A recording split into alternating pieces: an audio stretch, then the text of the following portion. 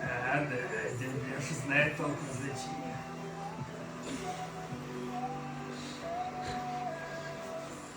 Так он опять сейчас может. Опять сейчас может говорить. Нормально все. Короче. Главное на встречку не выезжать, и приезжать в войну сплошную. И кричать: менты козлы, даже если очень хочется. Хотя бы отлично водитель маршрутки получился.